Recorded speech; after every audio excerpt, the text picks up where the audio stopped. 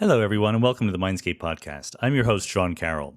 Back when I started blogging, so like 2004, 2005, the hot topic in the science blogosphere, believe it or not, was creationism and intelligent design and the battle with natural selection and Darwinian evolution.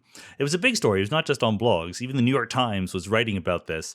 I don't hear about this that much anymore. I mean, I'm sure it's still happening. I'm sure that there are still people trying to get intelligent design in high schools or whatever, but you don't hear about it that much. It makes me wonder what the connection is between what happens in the world and what you hear about, right? What the hot topics are, what people are actually talking about. It's probably a pretty flimsy connection in some sense. But anyway, that is not the point of this podcast. The point is that I thought about it because one of the issues that is always brought up by people who are in favor of creationism or intelligent design is that there are capacities that living creatures have that don't seem naively evolvable by a series of small incremental steps. They even tried to quantify this idea in the notion of irreducible complexity, something that was very complex and functional, but if you removed any piece of the operation, it would be completely useless. And the idea was that things like the eye would be hard to imagine growing gradually. In fact, that's completely nonsense. Eyes are one of the easiest things to grow gradually. Even in a more simplified context, one of the examples was a mousetrap. You know, if you remove any piece from a mousetrap, it doesn't do anything. Of course, someone instantly invented a reducible mousetrap that you could build up piece by piece. I even wrote about it in The Big Picture. So the lesson was that things that you are skeptical can be built up piece by piece are actually very buildable. So, some good science came out of that, understanding how that works. One such example is flight. Right? Either you fly or you don't in some very naive sense. But even thinking about it a little bit, that's not true. There's floating, there's gliding, there's jumping. There are all sorts of halfway houses to flying. Nevertheless, the question of how flight actually arose through biological evolution is fascinating. So today we have on the podcast Richard Dawkins, presumably needs no introduction, and he has a new book out called Flights of Fancy, Defying Gravity by Design and Evolution. And it's a pretty broad overview of how flight works in general, not just in biology. So he includes airplanes and spaceships and so forth. And then he compares them. And he's talking about, why does evolution in biology use certain kinds of flight, but not other kinds of flight, which is a fascinating question to contemplate. And I'll confess, I use the podcast to go beyond the topic of the book to talk about biology and evolution more generally. Questions of adaptation versus randomness. If you played the tape of life once again, would you get to the same kind of ecology, etc.? The relationship between genes and organisms and species, etc. Because, look, when you have Richard Dawkins on the podcast, you're going to want to ask about evolution very, very broadly. So we have a wide-ranging conversation about all of those things. And even at the end, we do a little tiny bit about philosophy and science. So I'm sure you'll want to tune in for that. So with that, let's go.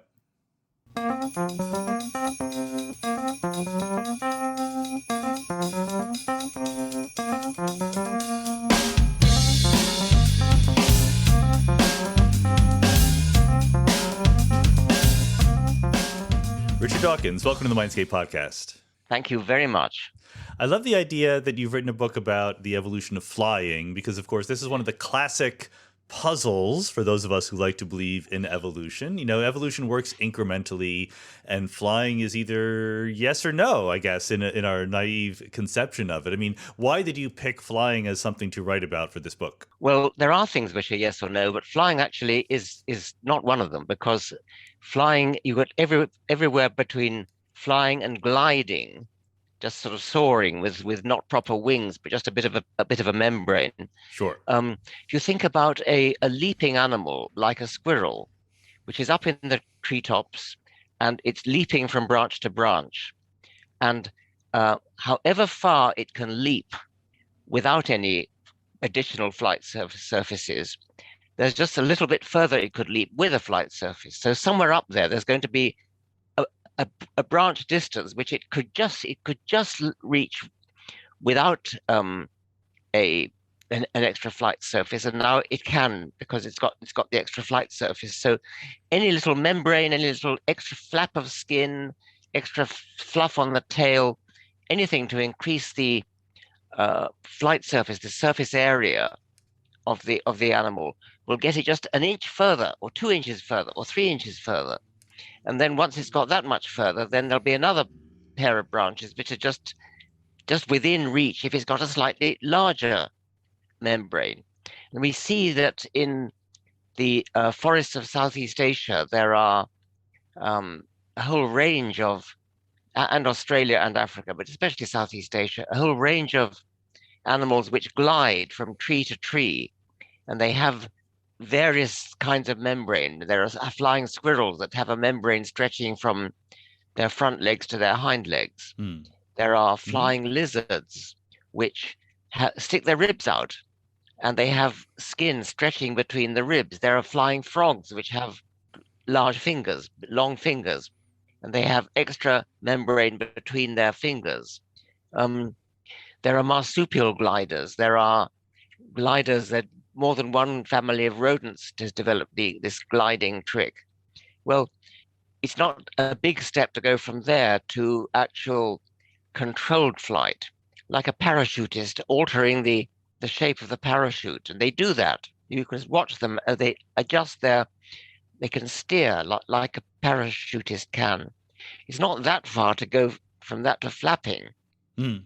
And so you could go to maybe the evolution of bat flight could come by going from having a gliding membrane to a flapping membrane. And there's a lot of benefits to this, clearly, but you already brought up something I was saving for later, but let's get right into it, which is the idea that climbing into trees presumably plays a large role in why flight developed in the first place, right? Like once you're up there in the tree, then there's an evolutionary pressure to get better at gliding and jumping in a way that it's even more than if you're just sitting on the ground to start. Yes, and so many animals do climb trees. I mean, there's squirrels, there are primates. There's no primate that's developed that gliding trick. There are gibbons that leap Oh, really? phenomenal distances and swing themselves from their arms, which is almost like flying, but they haven't developed the extra membrane. Oddly enough, there are quite a lot of people who believe that flight in birds, at least, did not come from being up trees. They think it came from dinosaurs. Birds, of course, are dinosaurs, as you know, leaping into the air, maybe trying to catch an insect or trying to pounce on a prey, and then pouncing just that little bit further because you have a little bit of membrane to increase your surface area to catch the air. Actually, this is pointing to something that is an embarrassing gap in my knowledge. I do know that birds are descended from dinosaurs, but are they descended from flying dinosaurs, or did flying get No, lost and then come no, back? no. Flying, there are pterodactyls, which Yeah, actually technically aren't dinosaurs either, right. but they are related to dinosaurs, and they independently evolved true flight. I mean, true flapping flight. Birds are descended from feathered dinosaurs. Yeah. Lots of dinosaurs we now know had feathers, probably for thermoregulation purposes originally. And birds then, well, they are dinosaurs. They're in the sense that they come from within the dinosaurs, and there are dinosaurs which are more closely related to birds than they are to other dinosaurs. So that means that birds are really slap bang within the middle of the dinosaurs. So they developed feathers for thermoregulation purposes, and then the feathers proved useful for a flight surface after that. A very typical evolutionary trick to repurpose Yeah, something that was developed for something else. exactly. But your mention of the primates is interesting because I hadn't thought about that. No flying primates, as far as we know, if we don't believe in angels, I suppose. But is that partly because of the size constraints? I mean, one of the big things you mentioned right from the start in the book are the physics constraints, right? It's easier to fly when you are tiny, and primates tend to be Yes, big. yes, that's right. I mean, there are so-called flying lemurs, which the name suggests that they're primates. That's actually, unfortunately, they're not primates. I mean, but they are related to primates. So, flying lemurs, colugos, they carry the parachute trick to its extreme. They look like flying squirrels, except that the membrane goes to the tip of the tail as well as the arms and legs. So they're really just one big parachute. If they were really lemurs, then that would be an example of a flying primate. But then, strictly speaking, they're not primates, although they're called flying lemurs. I'm going to put you on the spot here a little bit and ask you to talk about the physics of size. I know that I'm supposed to be the physicist here, but there are, laws relating weight versus surface area and things like that. Tell us how those go into enabling some animals to fly more easily than others. Well, I'm embarrassed talking to a physicist about this, but for the benefit of the audience, um, the as you increase the linear dimension, the size of anything, it doesn't matter whether it's an animal or a block of wood. If you the weight of the volume and therefore weight goes up as the cube of the linear dimension. The surface area goes up as the square of the linear dimension. So that means that the smaller you are, the relatively larger is your surface area compared to your weight. And so something like a dandelion seed with a little bit of fluff on it, or a gnat or a mosquito, is so small that its surface area is large compared to its weight. And so it hardly need bother to fly, it just kind of float around in the air. There's a tiny little insect in the book called Tinkerbella, which is named after the fairy in Peter Pan. And that's so small, we got a picture in the book of it flying through the eye of a needle. And so that its wings just look like one big feather. It's like it uses its wings to kind of row through the air rather than actually fly in the ordinary sense.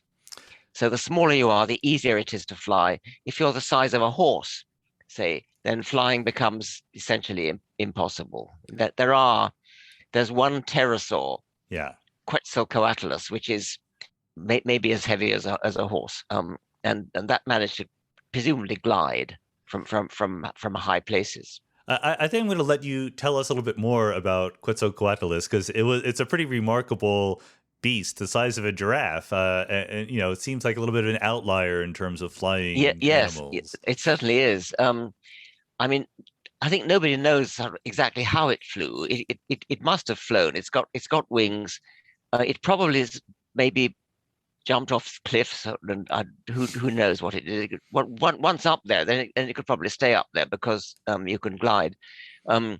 It's about the size of a light aircraft, about the size of a Cessna or Piper light aircraft. That's the largest creature that ever flew, as far as we know. There are some pretty big birds as well. There's a relative of the condor, which is well, considerably larger than a condor. There's a thing that looked a bit like an albatross, again, much, much larger than an albatross, and they probably also glided. I mean, it's a good example of the constraints, or not the constraints, but the competing interests in evolution, right? I mean, flying seems like a good ability to have, all else being equal, but maybe being large is also a good ability to have, and there's a trade-off there. Exactly, yes. It's a trade-off, and much of the book actually is keep coming back to this theme of economic trade-offs. And yes, there will be a trade-off between the advantages of being large and the advantage of flying, but actually flying's not an unmitigated benefit. We know that because quite a lot of animals have actually lost the power of flight. And there's a chapter on that. Yeah. I think we call it if flying is so great, why have so many animals lost it? The most dramatic example of that is queen ants and queen termites, which fly for one purpose only, which is to mate.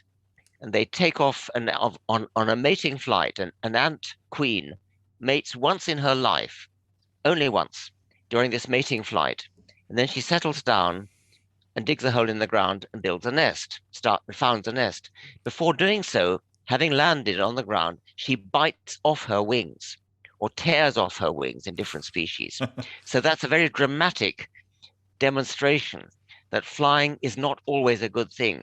They actually go to the lengths of biting off their wings in order to presumably function better underground.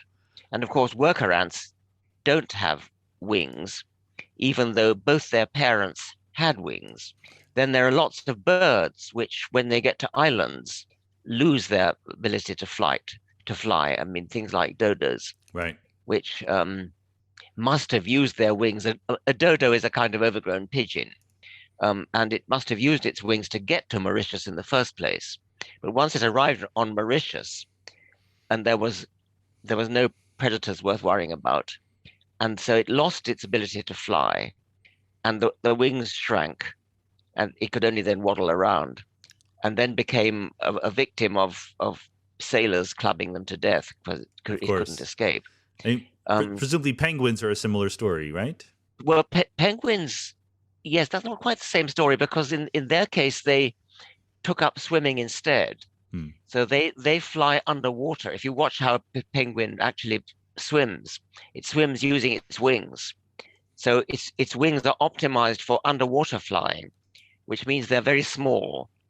And so it, as it were, put all its eggs in this one basket of swimming, whereas something like a puffin, which also flies underwater, but flies in air as well. So it has to compromise. It's an uneasy compromise between the best shape and size for a wing to be underwater, which would be penguin sized, and the best um, shape and size to be in air, which would be, say, gull sized. Right. And puffin is sort of halfway between. So it's not a very good flyer, and it's not a very good swimmer, but it does adequately well at both.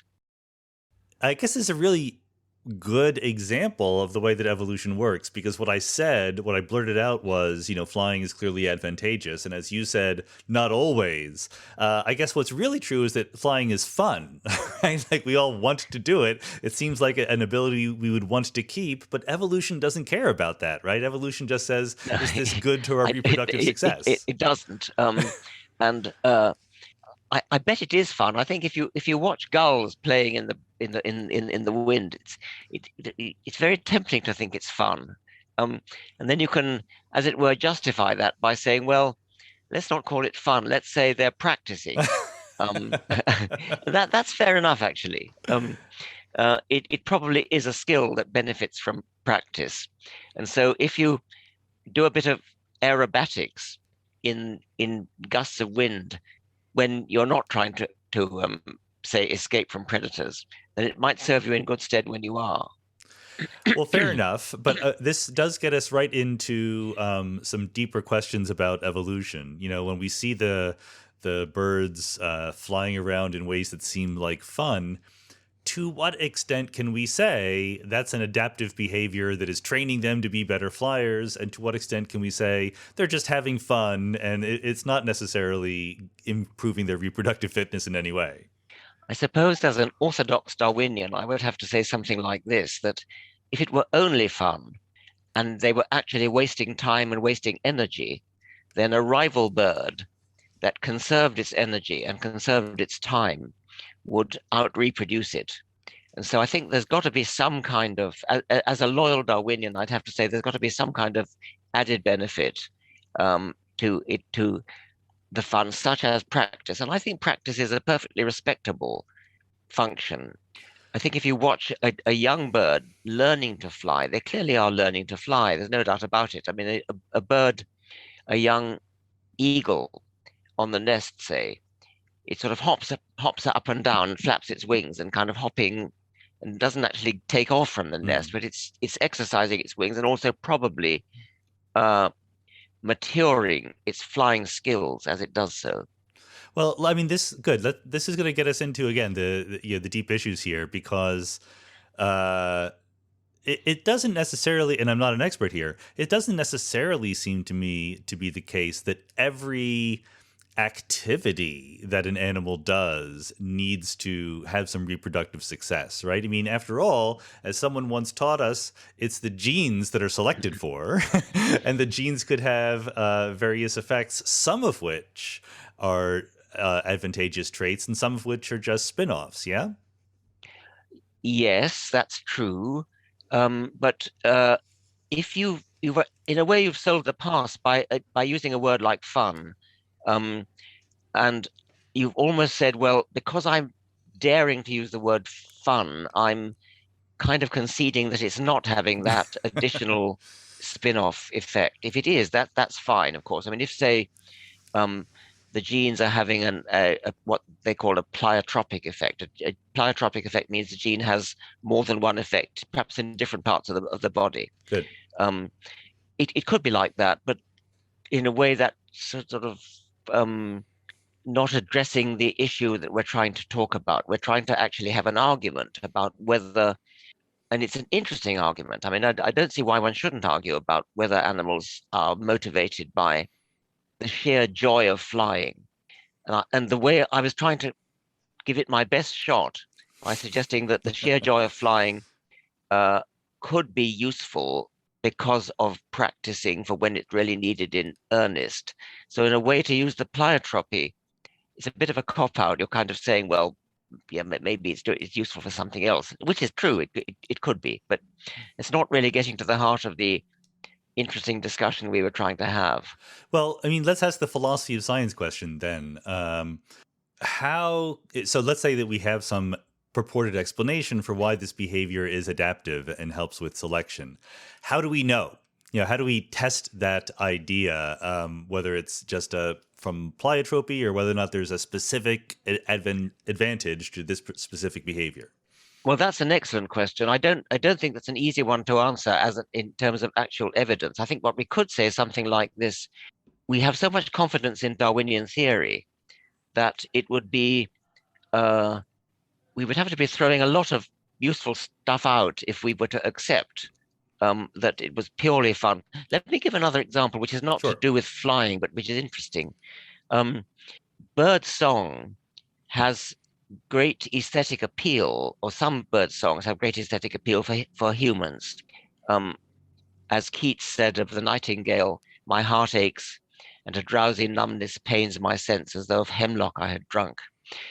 The nightingale song had a drugging effect on Keats's nervous system, and he would have called it an aesthetic effect, but he also likened it to taking a drug. Well, Keats's nervous system was a vertebrate nervous system, and so is a female bird's, a female nightingale. So if the nightingale song could have that effect on the poet Keats, why wouldn't it have a similar effect on a female nightingale? And I like this idea because we know that birdsong actually does have a measurable physiological effect on the female bird's hormones. This has been shown in doves and in canaries. It actually, male song in canaries actually causes the ovaries of a female to grow. So it's as though the male is having a direct hormonal effect, physiological effect on the female. A human physiologist could cause a female's ovaries to grow by injecting hormones, or perhaps he could influence her behavior by sticking electrodes in her brain. Well, the male bird can't do that, but he can do something equivalent, which is to sing.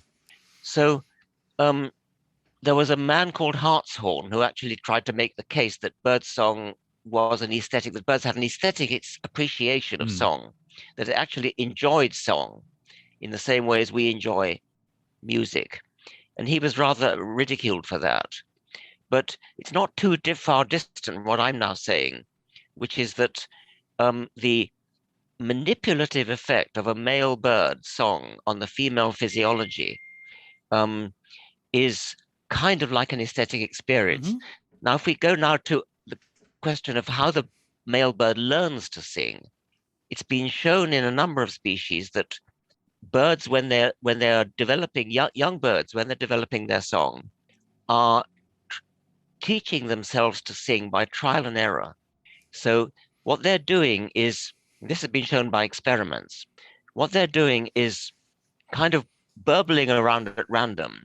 And every time they hear a phrase that they like, I use that phrase that's advisedly, they repeat it. So they're learning, they're teaching themselves to sing by repeating those phrases of burbling, of warbling, which appeal to them, turn them on. Now, a male nightingale or a male canary is the same species as a female. He has a similar brain. So whatever turns him on might turn the female on. Well, that's getting perilously close to talking about it as an aesthetic experience, isn't it? It's saying the male teaches himself to sing by singing phrases at random, and the ones that he likes, the ones that turn him on aesthetically, Hmm. are likely to be the same as the ones that would turn a female on aesthetically and sexually. So we can kind of make a Darwinian justification for using the language of aesthetics. And in a similar kind of way, we might do the same thing for the aesthetics of flight, of enjoying it, of having fun flying, of having a fun experience of flying. I mean, presumably, as physicalists about the fundamental nature of reality, we don't believe that there is something purely human in the idea of aesthetic enjoyment, right? It has to sort No, of why would come we? up there along the No. evolutionary ladder. So, in some sense, there has to be some related thing in birds or bees, right? Well, maybe not actually has to be, but it's quite plausible that it would. Yes. Did you see? This is going to sound out of left field, but did you see the documentary on the Beatles, Get Back, that came out recently? The No. Beatles, the musical group, not the species of Yeah. insect. But Yeah. there's a famous clip from it in which Paul McCartney is just sitting, strumming on his bass guitar and conjuring out of the ether the song Get Back. And he's doing exactly what you just talked about with the Yeah. nightingales. He's just sort of randomly playing a couple different things, finding the ones he likes and building upon those. I believe there are some notebooks of Beethoven which show uh, development. When Beethoven jotted down phrases when he used to go out for long walks, and he had a notebook, and he would jot down phrases, and you can see some of the melodies of Beethoven, which we now know and love, in their embryonic form, developing through the notebook. I'm not actually seen the notebook itself, but I believe that's the case. Okay, very good. To get it back to genes a little bit, I've wondered for a long time, and now that I have you here, this is a perfect time to ask these questions about the just numerical relationships between the number of different genes we could have and the number of different traits we could have. So if it would be evolutionarily advantageous to fly or to sing or whatever, how obvious is it that that pressure on our abilities can correctly shape our genes to enable that kind of thing? I don't know if this is too vague a question, but is Yeah, there that's very enough? interesting. Is there I wiggle hadn't room in there? heard it put that way quite like that before. First, as you know, it's a fallacy to think about traits as being sort of unitary, like a butcher's diagram. Where Exactly right. it's not like that. It's rather that what genes are doing is influencing embryonic processes. So we think of it as a cooking recipe where um, you have a recipe which it consists of a lot of words, and there's no one-to-one mapping between words of the recipe and bits of the dish, but it's a cake or whatever it is. It's rather that the whole recipe maps onto the whole cake. Right. Um, and a little bit of heat here, a little bit of added milk there, whatever it might be, has an effect on the embryology of the cake. And so, but that's okay. That doesn't take away from the question that you're asking, which is more: is there a limit to the detail that genes are capable of specifying? Yeah. Um, so something like birdsong, we've already talked about that, and I said that birds teach themselves to sing by randomly burbling, and you could say, well, that's because the genes don't have the informational capacity to specify something as complicated as a song. It has to be done Hmm. more indirectly than that. On the other hand, well, the shape of a spider web, say, Mm. um, it's not that the genes contain a kind of map of what a spider web should look like. It's more that the genes that can specify a set of rules which the spider obeys, and uh, the shape of the web is an emergent property from the rules being obeyed. A termite mound is a complicated structure built by thousands of termites, and no termite has anywhere, either in its brain or in its genes, a picture of a termite mound. It's rather that each little termite is following little local rules, which, when they all obey these little local rules, what happens is that a termite mound emerges. If you've ever seen films of so-called starling murmurations, Sure. where these starlings fly in these gigantic flocks, tens of thousands of birds, wheeling and dancing in the air in the most spectacular rhythm. The whole flock looks like a great big amoeba. It seems to have a will of its own. It seems to have coordination. It's as though there's a master bird which is giving orders, but it's not like that.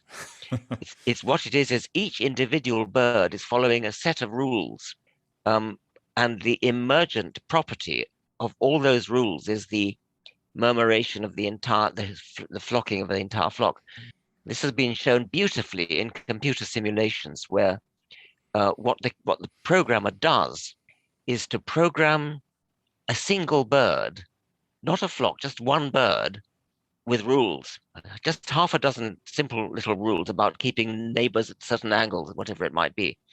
Having programmed one bird, the programmer then, as it were, clones up that one bird and releases thousands of birds in the computer. And then what emerges is the behavior of the whole flock. So the way genes program what we see as the phenotype is actually done in that kind of recipe-like way. Right. Programming in simple rules, which then, now we're not talking about individual starlings behaving in relation to each other or individual termites behaving in relation to each other. We're talking about cells in the developing embryo. So the cells in the embryo are obeying simple little rules, local rules. In one sense, there is no blueprint. Sure. In a way, what molecular biology textbooks say when they say that DNA is a blueprint for a body, that's not true. That's actually quite a bad fallacy. It's not a blueprint. It's a program or a recipe. It's a set of rules which are obeyed at the cellular level and the subcellular level. And the consequence of all these little rules being obeyed in all these little cells is that a body emerges. I don't know whether that helps to clarify the question you were asking about the number of genes you need in order to make. I mean, if you think recipe rather Yeah. than blueprint, and I think that's the key. No, yeah. So I'm not sure if it does answer the question I asked, but it answers an even better question that I didn't think to ask, because, I mean, it's saying that in the space of all complex behaviors, we can imagine complex behaviors that are just the result of some super genius intelligence doing complex things. We can also imagine these emergent complex behaviors that result from the concatenation of simple rules, and the kinds of behaviors that biology is going to eventually find due to the constraints of genes doing their thing are these emergent things. It's a lot easier Exactly. to find these simple rules that can build up to something complex than just be complex. Yes, and now and natural selection only sees the final phenotype. Right. So natural selection sees the behavior that emerges or the morphology that it emerges. Natural selection doesn't see the genes. Right.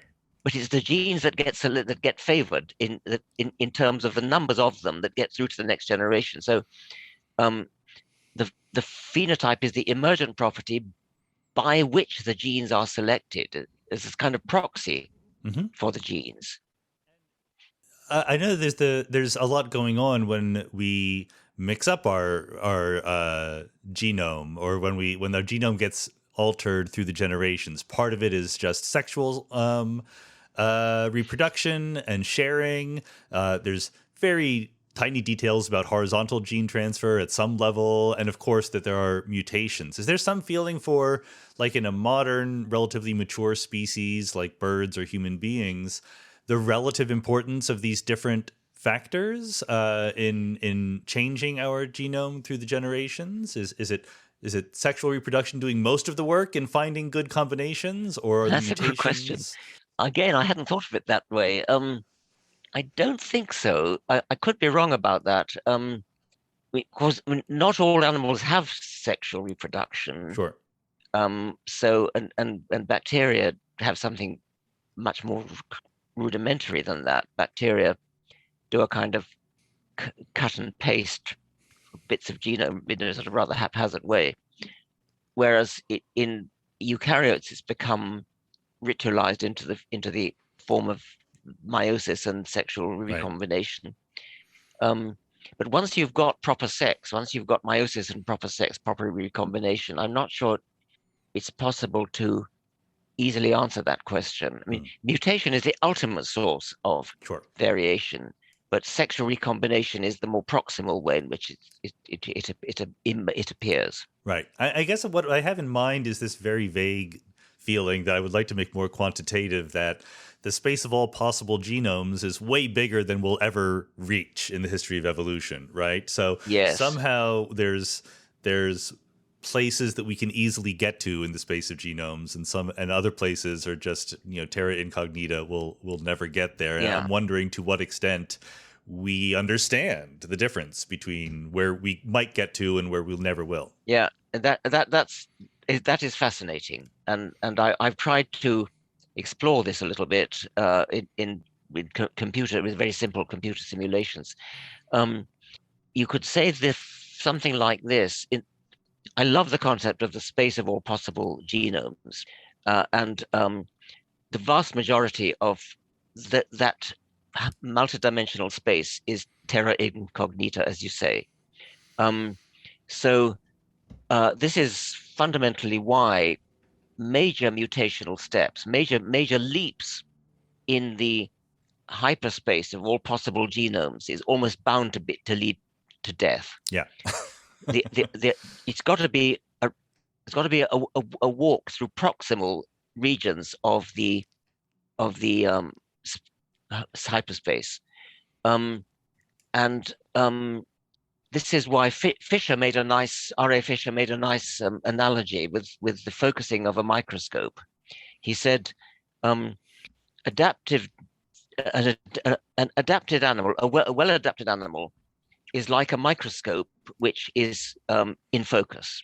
Now, if the microscope is not quite in focus, then it requires only a very small tap to the microscope to make it either to get better or slightly worse. So this is Fisher's argument for why only very small mutations are evolutionarily important. A large mutation is equivalent to bashing the microscope so it either goes way out of focus one way or way out of focus the other way.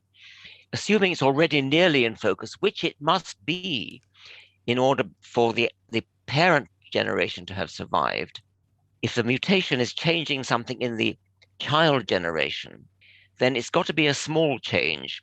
Otherwise, it's equivalent to moving the tube of the microscope by a whole inch, which is bound to make it worse. So, the space of all possible phenotypes has been most vividly, because simply explored in snail shells. Okay. Because the way not just snail shells actually, but shells of other creatures which are not mollusks. It's a tube that unrolls. The snail shell grows. The young snail grows at the margin, and it's a tube that coils as it grows. And a paleontologist called Raup quantified this by saying there are only three basic variables that determine how this tube unravels itself. There's the rate at which it expands.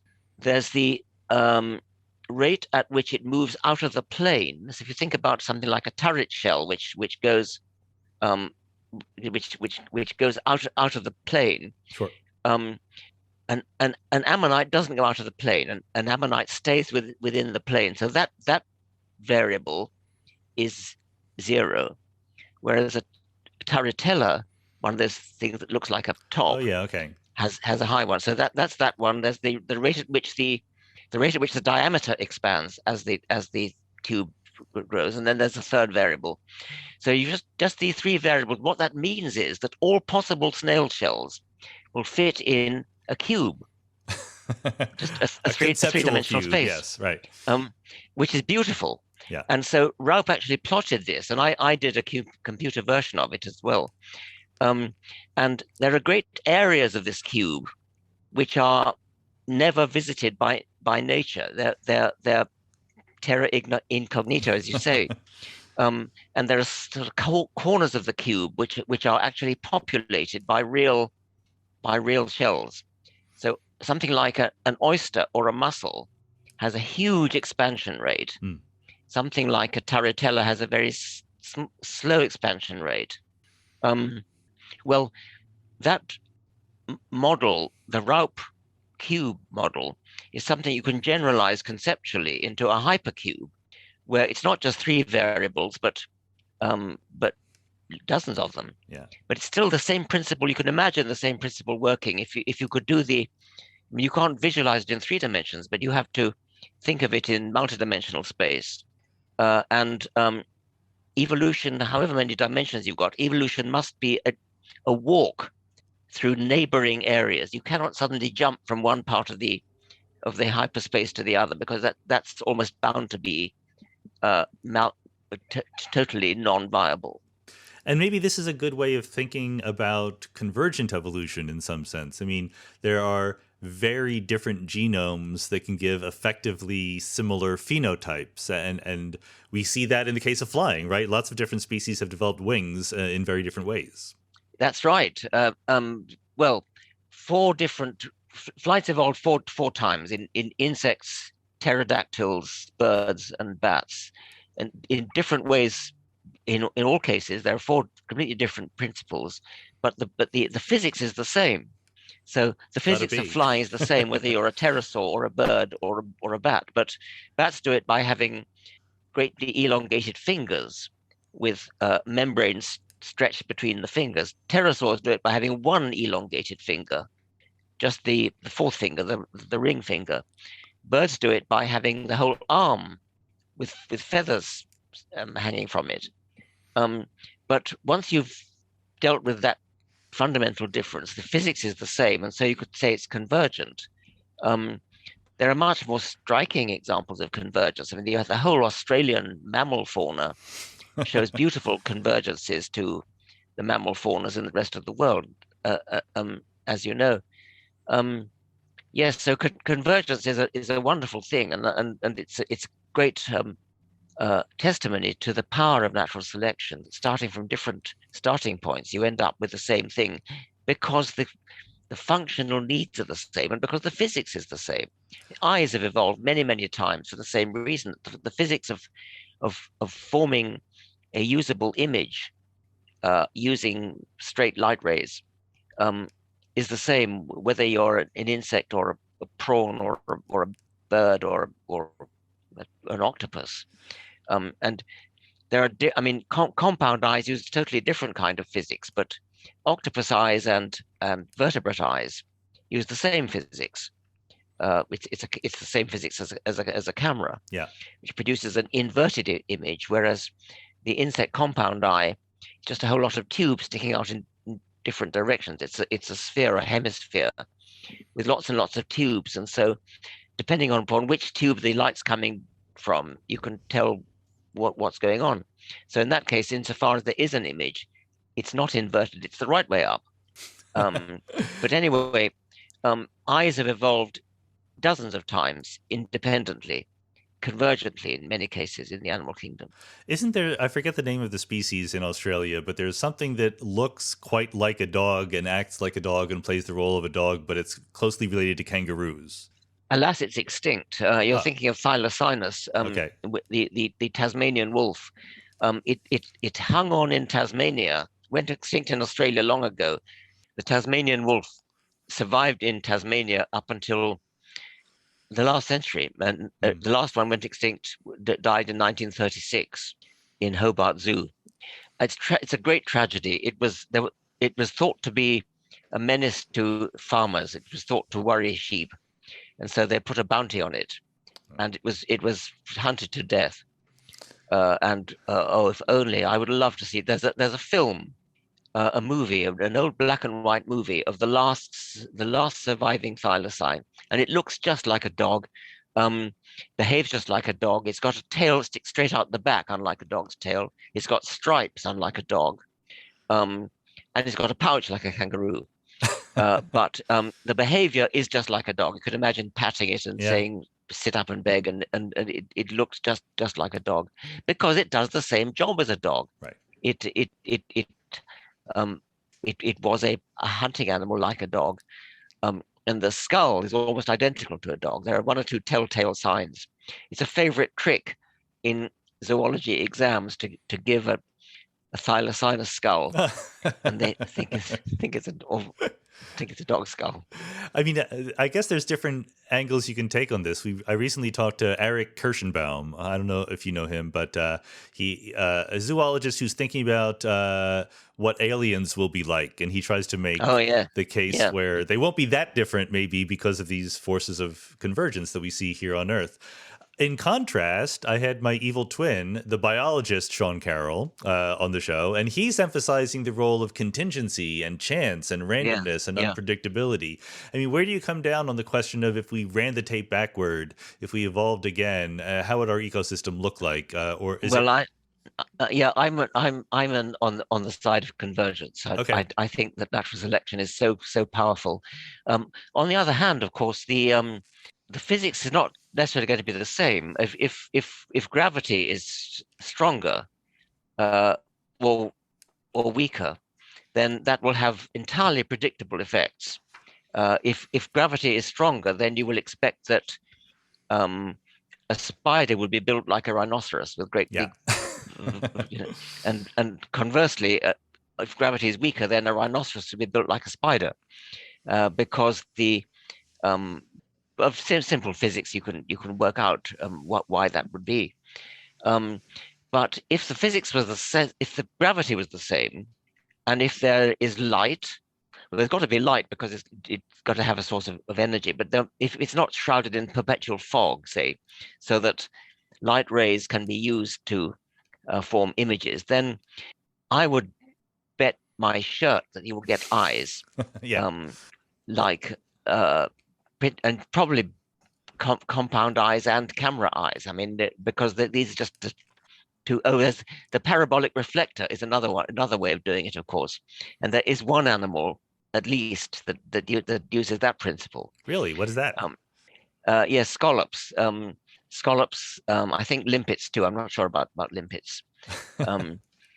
Have you use the reflector principle, but there are not that many ways to form an image. And so, assuming that there is light and there's no fog, and if they're not living in perpetual mud or something like that, so that you can actually light rays are available, straight light rays are available, then you will get eyes. Assuming that there's an atmosphere, there must maybe, assuming there's an atmosphere, then you'll have ears. Sound waves can. Will you get wheels? Well, the wheel perhaps depends upon the prior invention of the road, or before it could. Well, wheels aren't much good on a plowed field. Yeah, is the absence of wheels an example of the fact that even though it's pretty straightforward to imagine the usefulness of half a wing, it is not straightforward to imagine the usefulness of half a wheel? It's quite difficult to imagine getting a blood supply and nerves getting past the axle. Well, it could be bone. I don't know.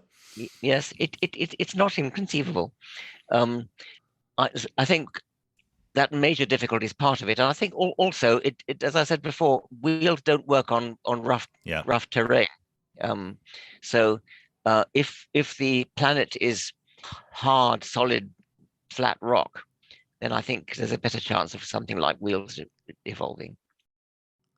Well, it's interesting that you mentioned, I mean, eyes evolved many times. Wings did not evolve that many times. You said 4 different For times. yes, proper powered flight, which goes on indefinitely, as opposed Yeah. to just gliding downhill. That's only evolved 4 times. And is the insect way of flying, even though they use wings, is it very different? I mean, I can see the relationship in the other ones. Well, the yes, it, the insect wing is not is not a modified limb. Unlike all vertebrate wings, which are modified from a limb, from the arms. One dinosaur with legs too. Um, but with insects, it's an extension of the thorax. It's an outgrowth of the thorax.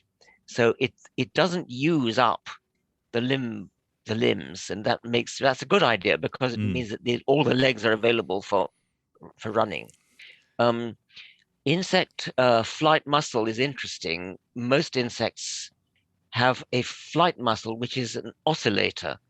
Instead of having a downstroke and an upstroke that's separate, like vertebrates do, and like some insects, like dragonflies do, insects like bees and flies have a flight motor, it's a kind of high-speed shiver, Yeah. and so it's either on or off. All the nervous system says is switch machine on Ah, okay. Th- or switch it off, and the actual frequency with which the wings beat is mostly determined. It's the resonant frequency of the wing rather than being under the control of the nervous system. So that's a major difference, but the aerodynamics is probably similar. Um, some insects are very good at hovering, and not very many birds are. Hummingbirds are, and there's one kingfisher which can hover properly, um, and they do it by a kind of figure of eight sculling motion. So hoverflies are brilliant at that, and hummingbirds are too. They too use a kind of figure of eight sculling. is it, am I gathering from what you're saying that flight only evolved once in the insect kingdom? I can't be sure of that. Uh huh. Uh, But as I far as we I know? can't be sure of that. Yeah. Okay. No, it may be more than once, and I don't think we know. Uh, Possibly the fact that some insects have this oscillating muscle, and other insects have an up down flight mechanism that might suggest two different independent evolutions of flight.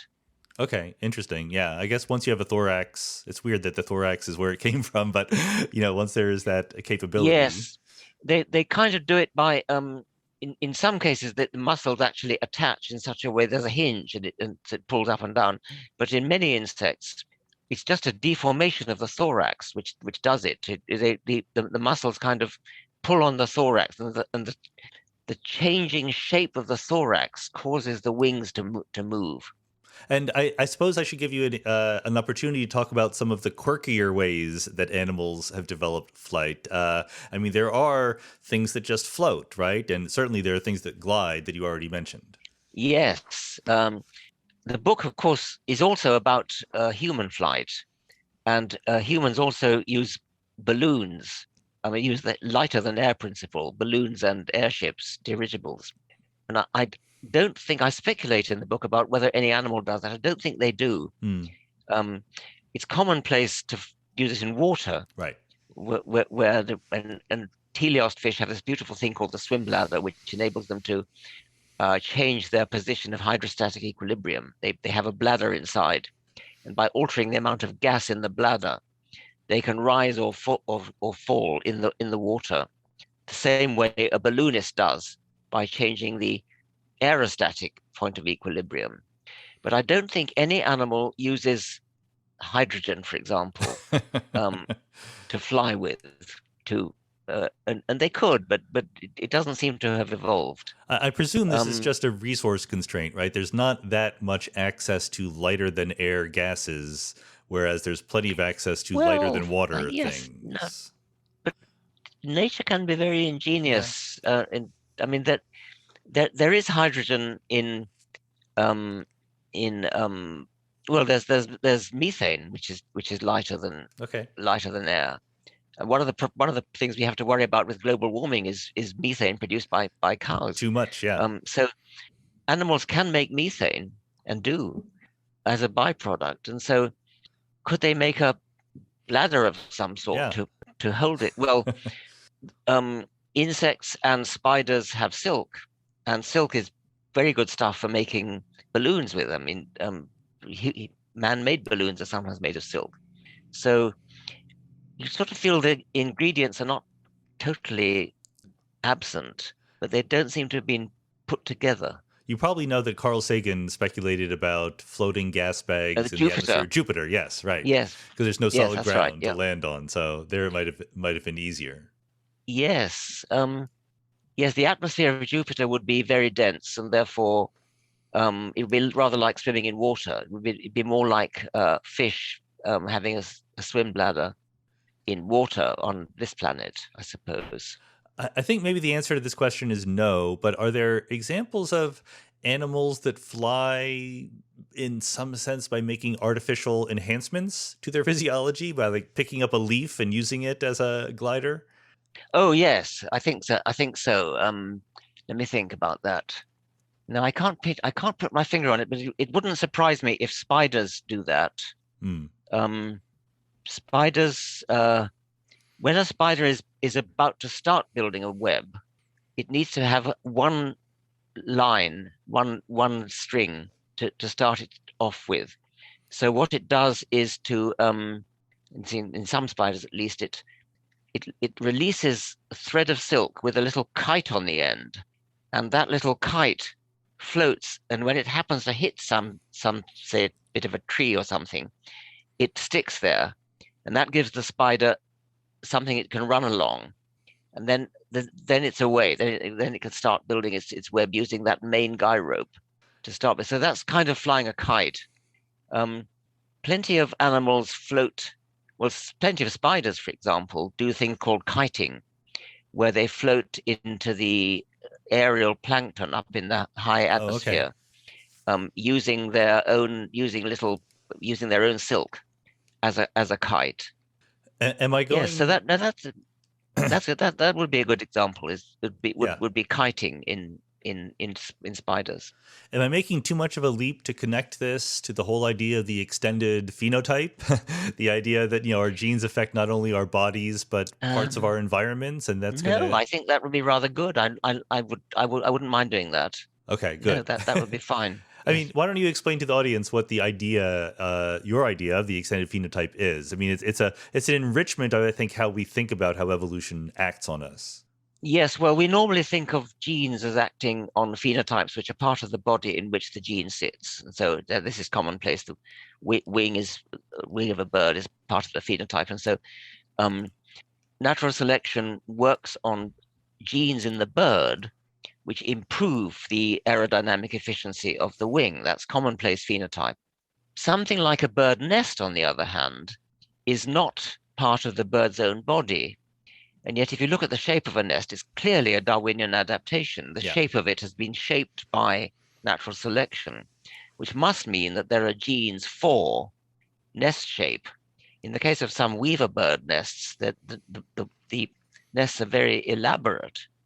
Ovenbird nests, the nests are very elaborate.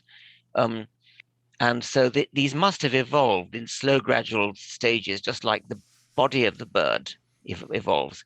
And yet, this is not part of the bird's body. So we have genes that have an extended phenotype. The nest is influenced by genes, must be. It's an extended phenotype because it's outside the body of the bird. Um, Artifacts like that are the most obvious example of an extended phenotype. But I then carry the argument further. Once you, as it were, bought into that, then um, parasites, which influence the behavior of the host in which they sit, in order to make that host more likely to be eaten by the next host in the parasite's life cycle, something like a fluke, which is a little flatworm, Hmm. which, so to speak, wants to get into a sheep, and it's in an intermediate host, which is a snail. So it needs the snail to be eaten by a sheep, and it um, makes or there is another one which sits in an ant, and it needs the ant to be eaten by a sheep. So what it does there is called a brain worm. It burrows into the brain of the ant and makes a lesion in the brain of the ant, exactly as a physiologist, a neurophysiologist might make a lesion in the brain, which causes the ant to change its behavior to make it more vulnerable to being eaten by a sheep. It makes it climb to the top of grass stems instead of going underground, which is where an ant would normally want to be, in the heat of the day at least. And so the brainworm, this fluke, this worm inside the ant, is changing the behavior of the ant in order to get itself into the next host of the life cycle, which is the sheep. Well, the change of the ant's behavior is extended phenotype of the fluke's genes. It must have evolved by natural selection, which means there must be genes in the fluke for changing the behavior of the ant. It's extended phenotype, not direct phenotype. And then the next step in the argument would just to take a parasite which doesn't live inside its host, like a cuckoo, where the cuckoo nestling sits in the nest and manipulates a foster parent of another species into feeding it. And again, the change in the behavior of the foster parent, since it's obviously favored by natural selection, is extended phenotype of the cuckoo genes.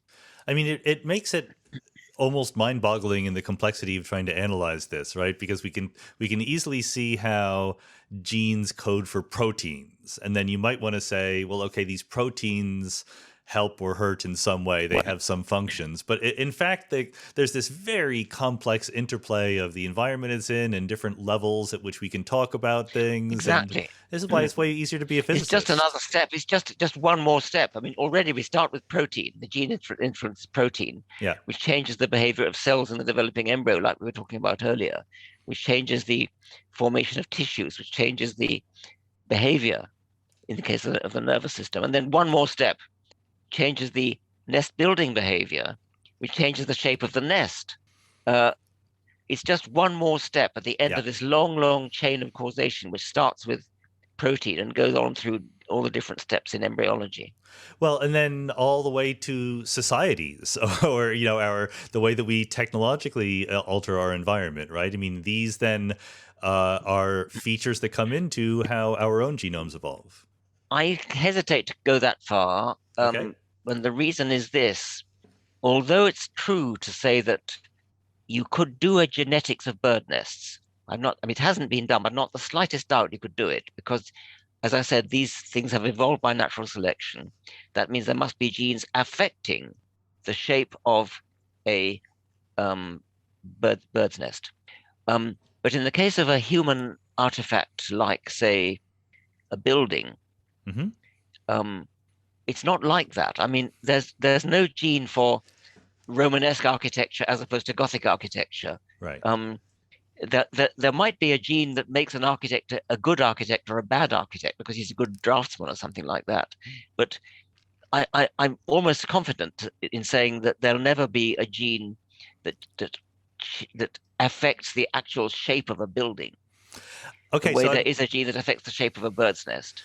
Yeah, no, I completely get that 100%. But then, so let me then push back on the idea of putting the gene at the center of everything for exactly this reason. Once we have knowledge that we can pass down, memes, if you would like to call them that, but other whatever forms of information that persists over time and affects our behavior, aren't we pushed to consider the coevolution of those things? Isn't that almost an inescapable way of thinking about it? I think so, but by introducing memes, you've, as it were, made that work, because they actually could be replicators. They could actually, there could be natural selection, not genetic selection, but memetic selection of memes, and there would then be co-evolution, as you say, between genes and memes, and I should think that could happen. I wouldn't rule that out in the way I would rule out extended phenotypic effects on styles of architecture. Okay. I think I could imagine mimetic selection for styles of architecture. And an architect sees a particular way of decorating the tops of pillars or something. Oh, Yeah. that looks neat. I'll copy that. Right. And so that could spread in a kind of quasi genetic way. And that I get, that would be nice. I mean, and I bet that happens with all sorts of things like the well, Desmond Morris looked at the style of painting boats in Malta.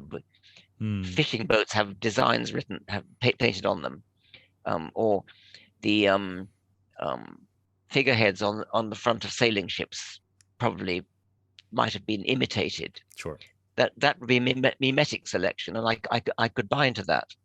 But I think, again, correct me if I'm wrong, but you are skeptical of attempts to analyze selection at the level of groups or something like that, right? I mean, I'm not at all familiar with all the details, but I know there's a long-running debate about gene selection, kin selection, group selection, explanations of altruism, etc. I mean, do you think that do you think that debate is, healthy and ongoing, or we basically know the right answer? Well, you're talking to me about this, and I'm a partisan. I am. Yes. Go ahead. I think we do know the right answer, but if you talk to somebody else, they would disagree. Sure. So what is the right answer? Fundamentally, it's all gene selection. Yeah. Okay. I make a distinction between replicators and vehicles. An organism is a vehicle.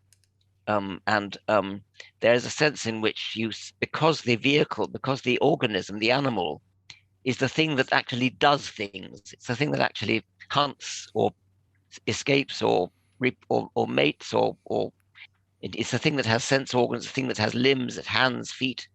So the vehicle is an important unit of evolutionary agency, but it's not what's naturally selected because it dies. The only thing that goes on to the next generation and the next and the next and the next is the genes. And so the unit of selection in that sense is the gene.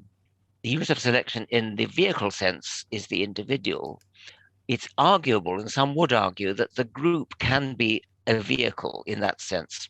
That would have to mean that a group evolves adaptations for the propagation of the genes that make that adaptation.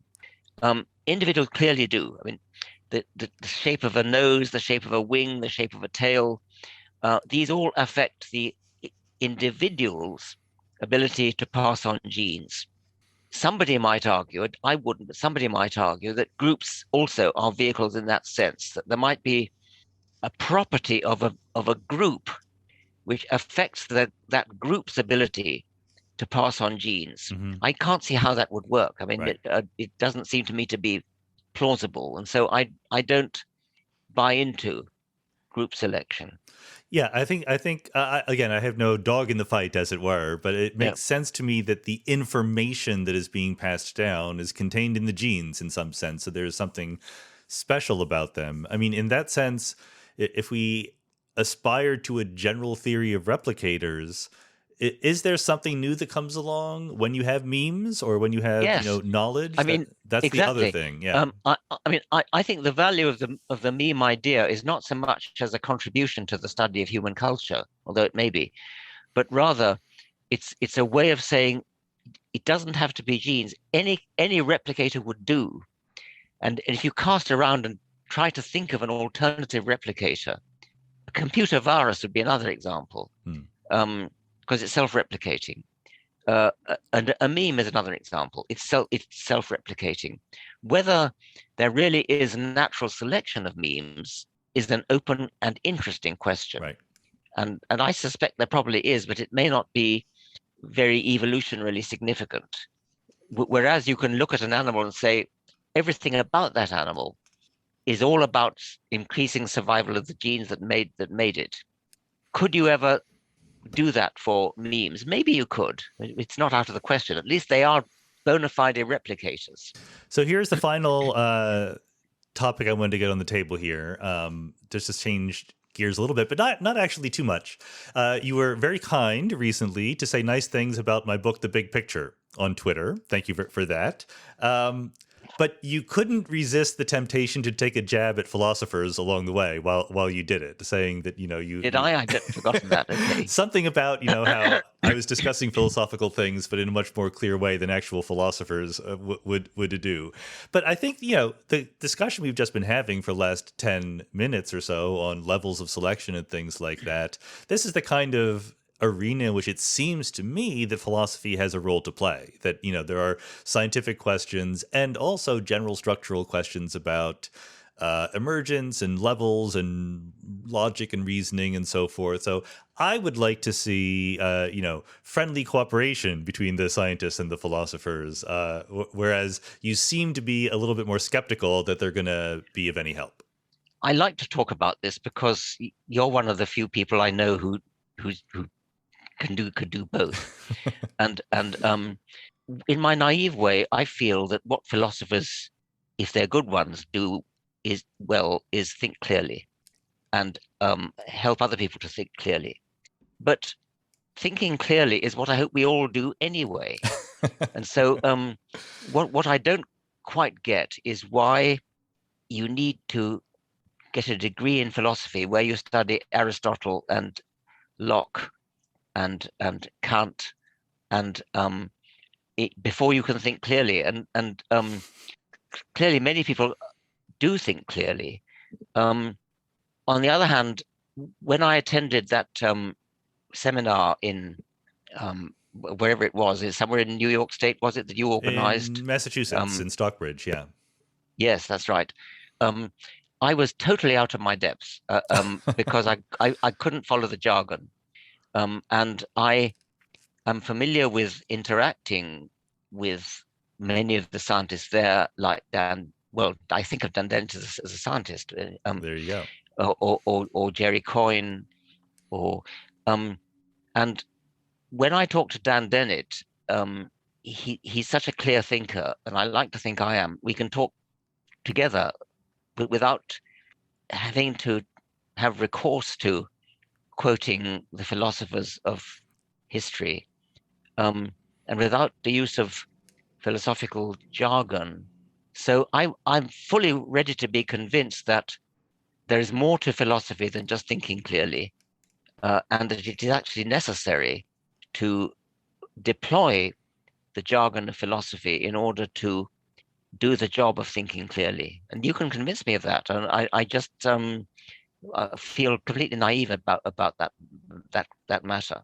Well, let me just say something very briefly and hear your response to it. I think that, look, there's plenty of scientists who can't seem to say a sentence without devolving into jargon very quickly. Also, I wouldn't necessarily blame just philosophers for that. But what I think is, in the modern academy, in universities, it's more a stylistic question of what questions we consider important. I had Dave Reich on the podcast talking about the genetics of ancient humans, and I said, what is a species or something like that, and he says, oh no, I can't talk about that, that's philosophy. And and I get it. I get exactly in that context. No, that's terrible. Well, yeah. So I think that it's less about the substance. What it means that they're doing philosophy is they're, rather than making up a model that makes some prediction for some experiment that we can do in the next 5 years, they're thinking about foundational questions about what these terms mean, which are unnecessary, what we can get rid of. And I think that style of thinking can, in the right parts, it's not necessary for most of science, but for some kinds of science, that's kind of really, really useful. I think it's totally important, and I think that's what we all ought to be doing anyway. So we can't talk sensibly unless we do define our terms and decide what it is we are talking about. You're of course right that scientists do use jargon all the time, but in a way that's kind of inevitable. If you're a physicist, then if you're a quantum physicist, then you're using the jargon of quantum physics, which is incomprehensible to people outside, and that's necessary. You can't help that.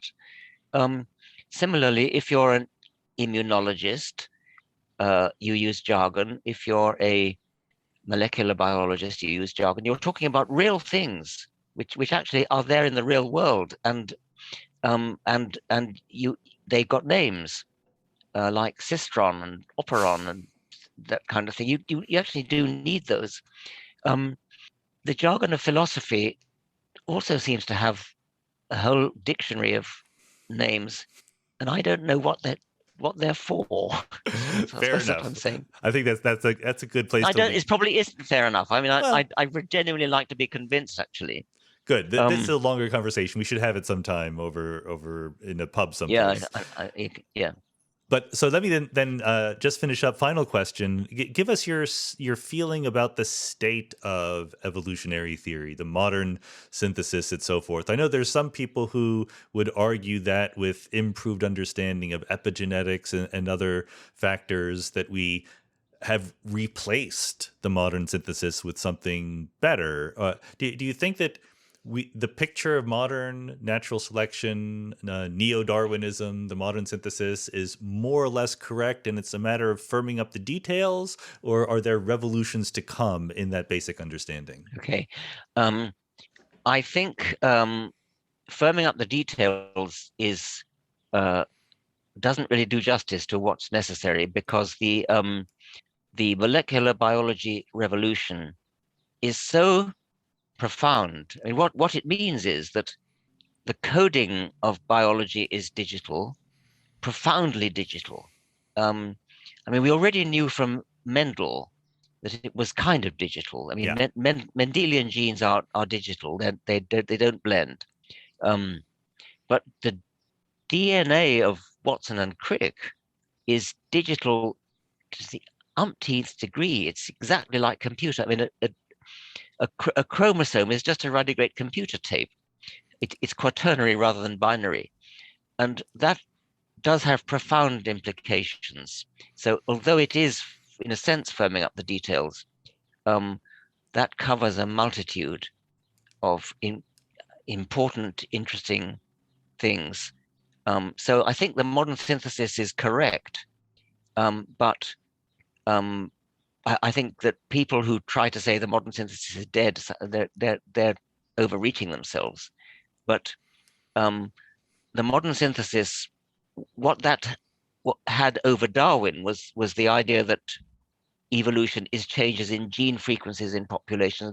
Those were Mendelian genes, but we now know what they are and can express them in digital form, and we can, for example, do taxonomy, working out the family tree, the relationships between all living creatures, animals, plants, fungi, bacteria, um, using quantitatively precise counts of the numbers of DNA code letters which they have in common. It's just like could do it with the same kind of precision as if you have alternative versions of the Book of Isaiah or something, and you can compare them letter by letter. Um, so this is a huge advance, and understanding evolution at the level of DNA is nothing in the modern synthesis is contradicted, sure.